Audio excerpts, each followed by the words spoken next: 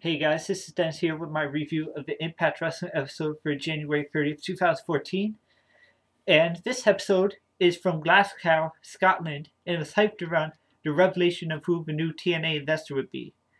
Now, before I start, I just want to say, you can follow me on other social media websites in the links below in the description box. Follow me on Twitter at Dennis Holtzman. You can add me on Facebook, Dennis Stansfield. Add me on Google+, follow me on Instagram. All that good stuff. Just follow the links in the description box and you can take care of that. But anyway, on to the episode.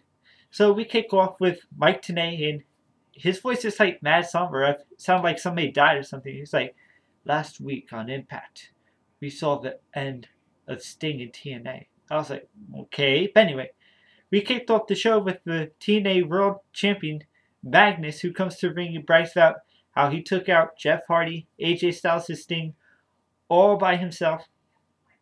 He was also out there with Rockstar Spud and EC3. But yeah, he basically talked about how he took them all out. And EC3 basically said, hold on, single-handedly? I don't think so. I'm starting to get a little hint that there could be an EC3 face turn. I know it sounds weird since he's the cousin of Dixie Carter, nephew, whatever.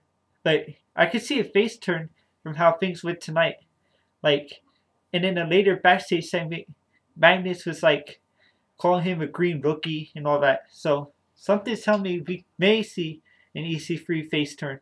But anyway, and out comes Kurt Angle and Samoa Joe, who are pissed and proposed a tag match for later tonight with Angle and Joe versus Magnus and EC3. And they accept with the stipulation that if Angle or Joe gets pinned, whoever loses has to leave TNA. But Joe and Angle accept, and they add the stipulation that if they win, whoever gets the pin or submission will become the new #1 contender. So that is our main event for tonight, which is a good opening segment. It hypes up the main event, and it basically got a lot of heat on Magnus, who got loud paper champion chants. Although, I have a feeling the crowd was louder in person than it was on TV, from what I read in the spoilers earlier in the day, but yeah. Then we had the Beautiful People reunion of sorts, with Madison Rayne and Velvet Sky versus Gail Kim and Lady Tapa. But it was really a quick match, nothing much to say. Gail Kim and Velvet Sky get the win. Velvet Sky and Madison Rayne get the win. But afterwards, Chris Sabin comes out to the ring and forces Velvet Sky to apologize for what she did last week. But Velvet Sky says, it's over, we're done. So basically now Velvet Sky, at least on TV-wise, is single. So that's the interesting development. Although I have feeling the feud between Aries and Sabin isn't over yet. But we'll get into that probably next week. But anyway, then on to the next segment is what we have.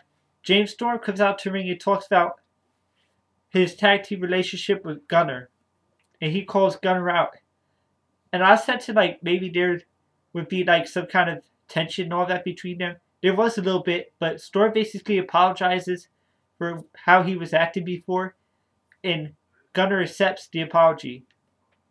Now, pretty much I think this may set up for when Gunner basically cashes in his title shot, which who knows when that'll be. Maybe it'll be February or sometime after lockdown, since we already know what's going to happen. But I have no idea what's going to happen there. But I feel we will see James Storm heel turn eventually.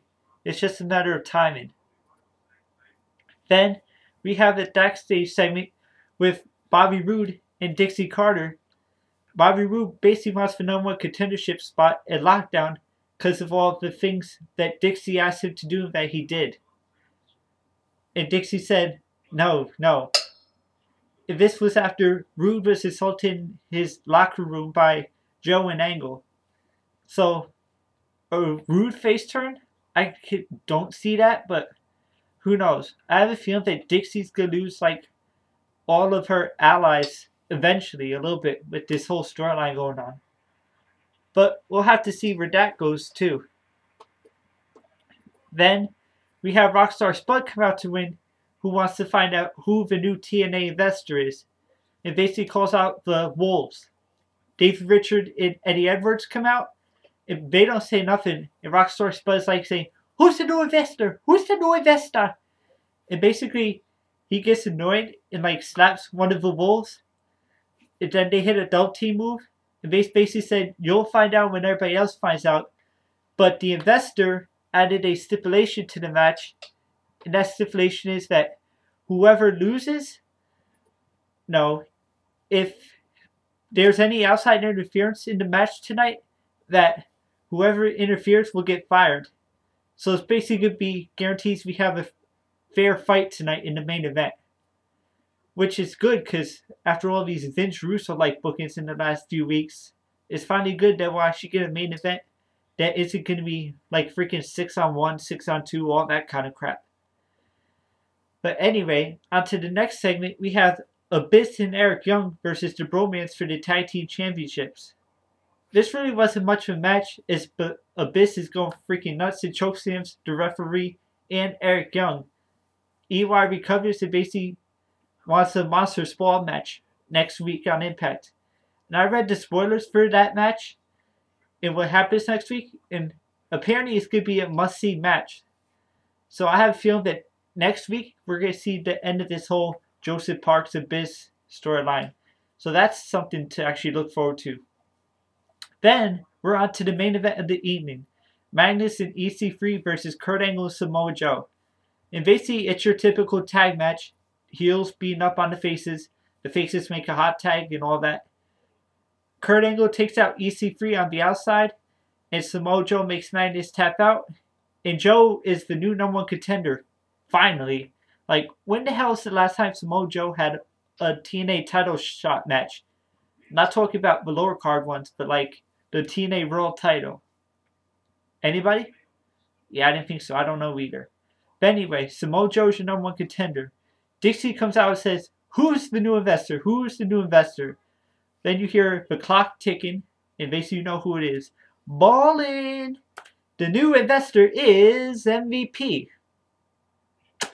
Well, honestly, if any of you people follow me on Twitter, again, Dennis Ultima, you will know that he was one of my top picks. I've always either be Tommy Dreamer or him or Jeff Jarrett.